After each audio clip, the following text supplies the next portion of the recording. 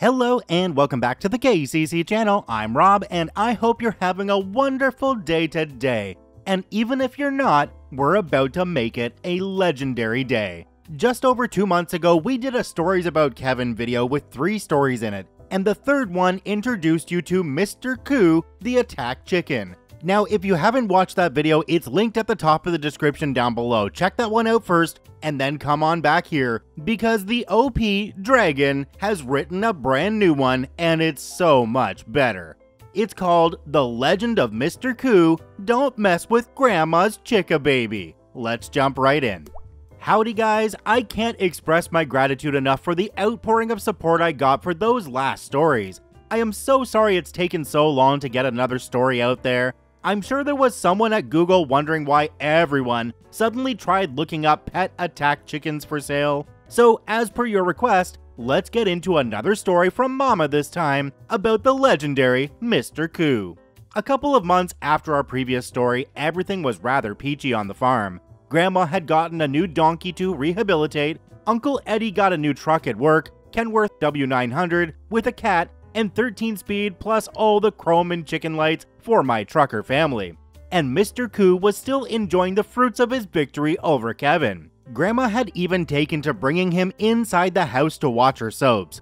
They would share a bowl of popcorn while she would cuss about how the story made no sense to kill off a character and bring him back 100 times. If anyone's mama, grandma, or aunt watched Days of Our Lives, you know exactly who I'm speaking of. Of course, no peace will last forever, and before long, word had gotten out about this chicken causing a semi-truck to wreck. As you may remember, my family would take chickens from the fighting circles under the guise of taking them to fight, but instead kept them for rehabilitation. Not that this could have ever mattered, but it seemed that some of those same gentlemen got quite offended at this. According to Granny, it wasn't 3 to 4 days after the wreck was cleaned up, it sat in the yard for a good month and a half until Granny threatened to sue, that people came knocking on the door about this super chicken.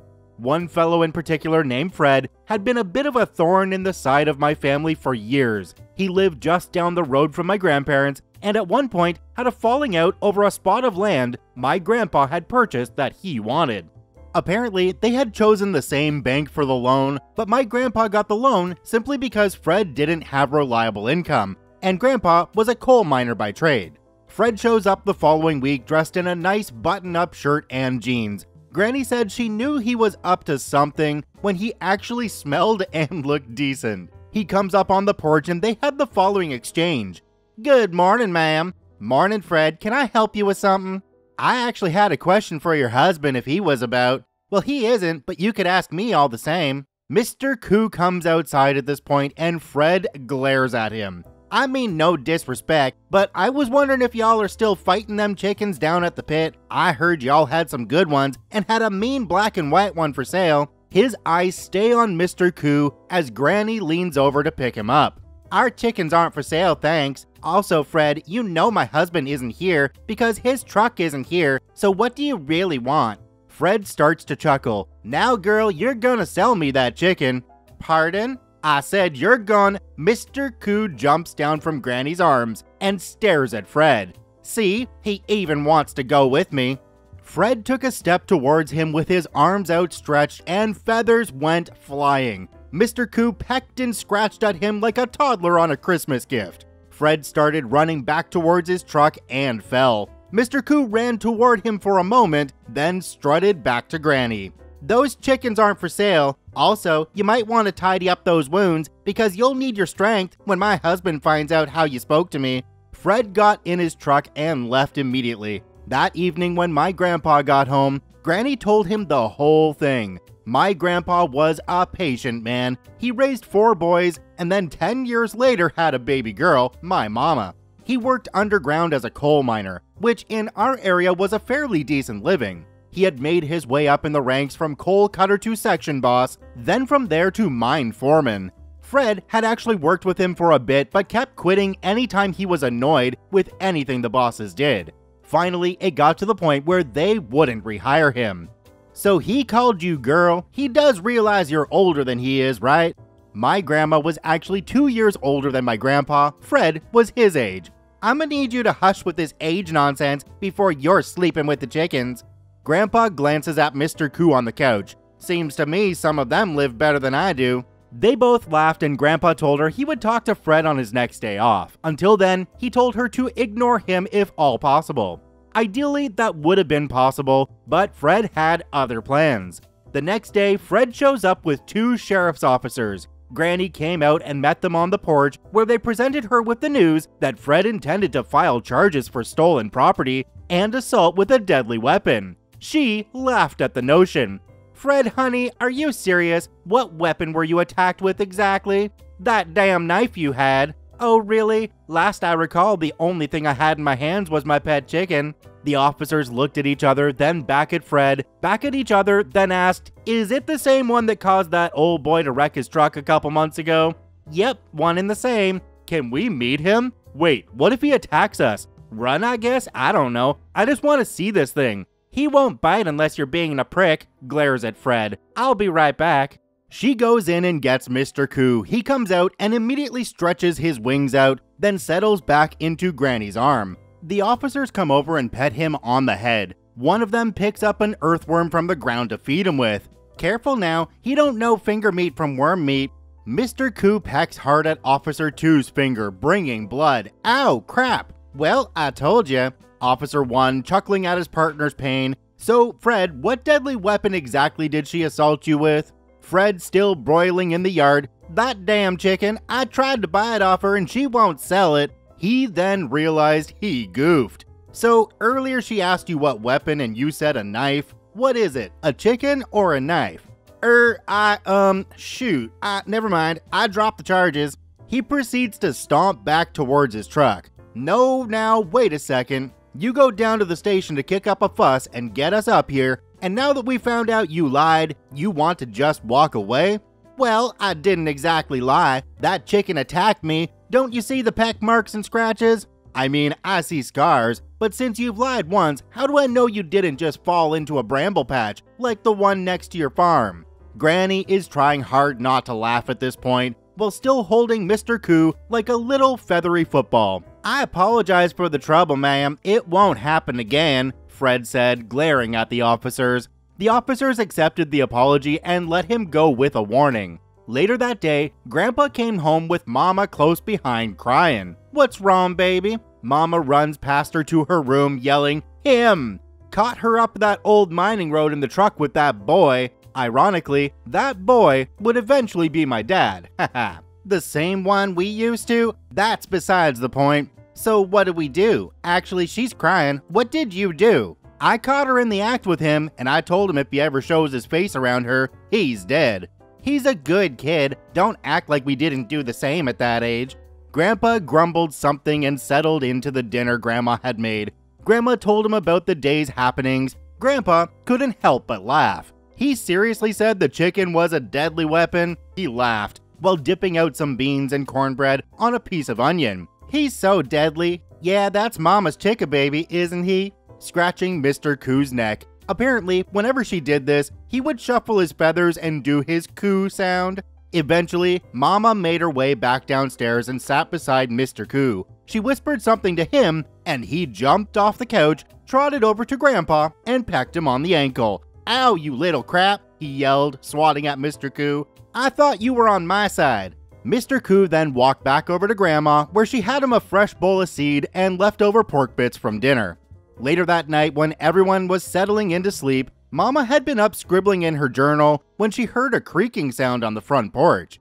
As she made her way down the steps, she sees the front door open and 2 people talking. Suddenly, she sees one of them grab Mr. Koo by the feet and sling him into a duffel bag. "Dad! Mom! Help!" she screamed as loud as she could. "Get away from him!" "Shut it!" one of the thieves said, pointing a pew-pew at her while trying to help the one fighting with Mr. Koo. The other thief, who put Mr. Koo in the duffel bag, was getting the business. He scratched, he pecked, he clawed. For everything in him, he fought this person until finally the person pinned him down long enough for the other one to put a harness on his head and tape around his feet. They held Mama at pew-pew point as they ran out the front door with the bag. Grandpa came running down the steps as soon as he could. Unfortunately, it wasn't soon enough as the men peeled out of the driveway, taking Mr. Koo with them. Grandpa still managed to shoot out one of their taillights before they got too far gone. "Fred, so help me," screams random obscenities and curse words. "I know we're gonna get him back, I promise you." Grandma was crying at this point. Mama said you could see the fury in my grandpa's eyes. He was mad when he caught her with my dad, but this was an anger she hadn't ever seen. He was calm. He knew what he was going to do. They all got dressed and headed towards Fred's house. Keep in mind, where we are from there are local sheriffs and such, but oftentimes when you had a problem, you dealt with it amongst yourselves. This was no different.